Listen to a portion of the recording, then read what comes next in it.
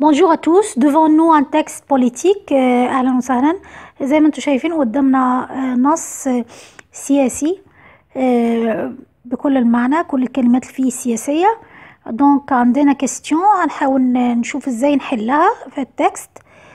دونك معانا première question: que représente OMS et ONU؟ que représente OMS et ONU.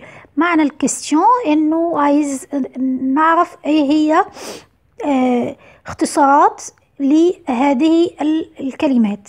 طبعا الOMS هي l'Organisation mondiale de la santé، دي معروفة جدا. l'Organisation mondiale de la santé منظمة الصحة العالمية.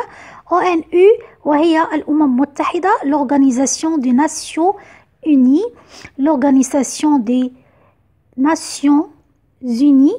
باردون عشان انا عندي دور برد فتحملوني في الفيديو ده. دونك هو ده الإجابة على الكيستيون الأول.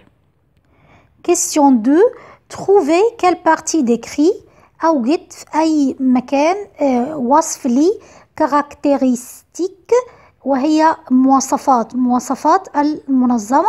دونك هنبص للتكست عندنا، هتكون الإجابة يعني إحنا كأننا بنعمل تعريف يعني إيه Organisation mondiale de la santé. طبعا هي موجودة في الفقرة عندنا، هي موجودة في الفقرة الأولى بدءا من السطر الثاني. c'est une institution spécialisée de l'Organisation des Nations Unies pour la santé publique. تمام. الكلمة التانية اللي عايزين نطلعها هي l'objectif يعني أهداف. هدف المنظمة إيه هو هدفها؟ طبعا طبعا احنا عارفين ان الهدف بتاعها هي الحفاظ على الصحة العالمية. هنشوف كل بارتي موجودة في التكست. الأوبجيكتيف بتاعها موجودة في premier بارتي برضو عندنا بدءا من السطر الرابع.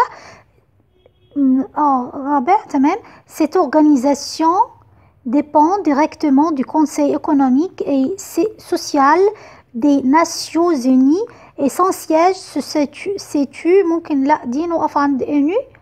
ده الهدف بتاعها، هي إعطاء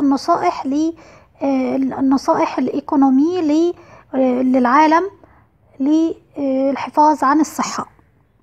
بالنسبة لثالث حاجة عندنا في التابلو اللي هي ليزاكسيون ايه هو العمل اللي بتقوم بيه؟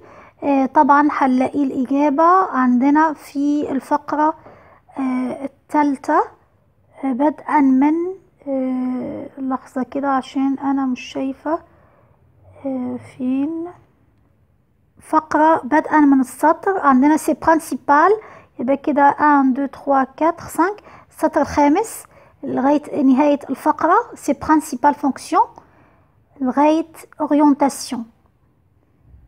بالنسبة لكيستيون 3: relever le rôle de l'organisation، ان احنا نطلع دور المنظمة. بالنسبة للدور بتاعها هنلاقي هو في الفقرة الثالثة بدءا من الكونسي jusqu'à parents. يبقى عندنا السطر الأول والثاني والثالث والرابع. هو ده دور l'organisation، هو تشريع القوانين. Question 4: est-ce qu'elle travaille dans le domaine de la santé seulement؟ هل المنظمة تشتغل فقط في مجال الصحة فقط؟ طبعا إجابة oui, elle travaille dans le domaine de la santé seulement. Question 5: compléter. هنكمل البيتي باراجراف ده. l'Organisation mondiale de la santé est située à، تأسست هنا طبعا بيجي بعدها مكان مدينة. هنشوف المدينة اللي تأسست فيها l'organisation. معانا الإجابة à Genève، d'accord، en Suisse. يبقى المدينة جنيف en Suisse في سويسرا. Elle a été fondée en 1900. تأسست سنة، هنشوف السنة طبعا موجودة عندنا في التكست. هنرجع للتكست سنة كام؟ سنة 1948. question 6 d'après vous بالنسبة ليكم، طبعا السؤال موجه لينا احنا كقراء ملوش علاقة بالتكست. Cette organisation peut-elle subvenir au problème mondial de la santé seule؟ بالنسبة لنا هل انتم شايفين ان المنظمة لازم تهتم فقط بمشاكل الصحة العالمية؟ طبعا هنقول وي او نو.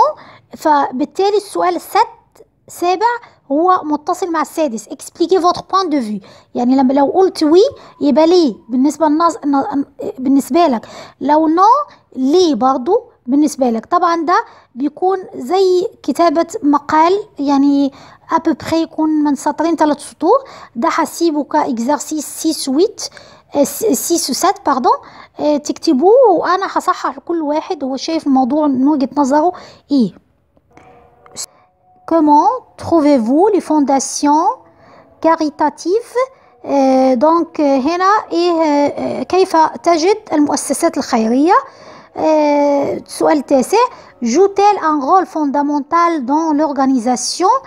السؤال التاسع مرتبط بالثامن، بيقول هل المؤسسات الخيرية، الآل بتعود على المؤسسات الخيرية اللي هي لا فونداسيون كاريتاتيف، هل تلعب دور فعال في المنظمة اللي هي منظمة الصحة العالمية؟